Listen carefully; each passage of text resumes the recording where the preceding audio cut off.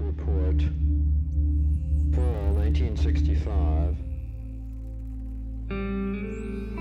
The idea was to be able to teach dolphins how to speak English. And that was the goal of this research project, was to establish two-way communication between humans and dolphins.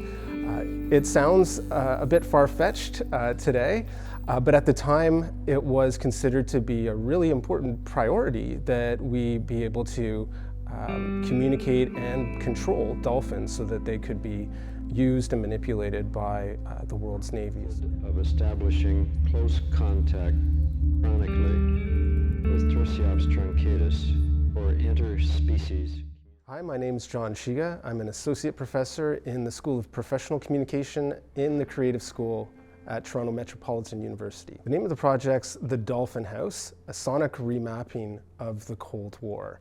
And it is one of the projects that I'm developing that uses different kinds of archival sources and turns them into a sound experience that people can explore aspects of the Cold War, and in particular research on communication between dolphins and humans. What really sparked my interest was how dolphins became so strategically important to the world's navies during the Cold War period.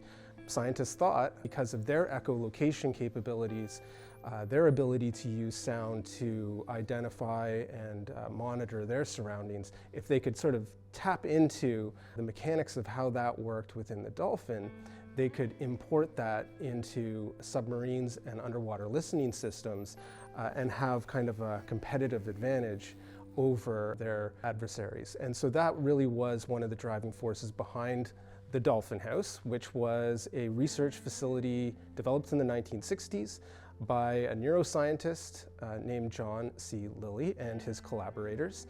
And the Dolphin House was funded by the Air Force Office of Scientific Research, the astrobiology unit within NASA, believe it or not, and among many other institutions, funded the construction of a house that was designed not only to study human and dolphin interaction and communication, but to foster that kind of communication. The Dolphin House lasted for about 8 years.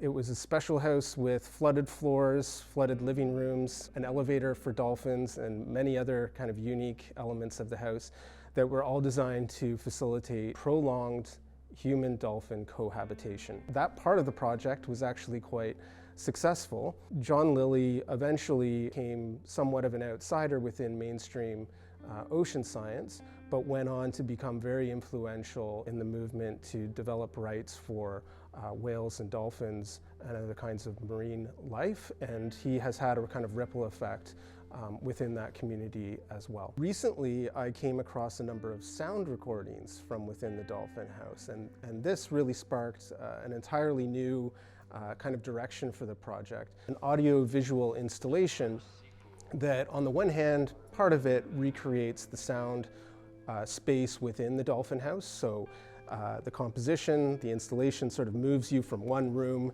to another within the Dolphin House. One of the things that I'm most excited about is the way in which you can actually start to trace connections between what was happening in the Dolphin House and the Cold War politics that were happening around it, which actually shaped and informed and enabled the Dolphin House to begin with.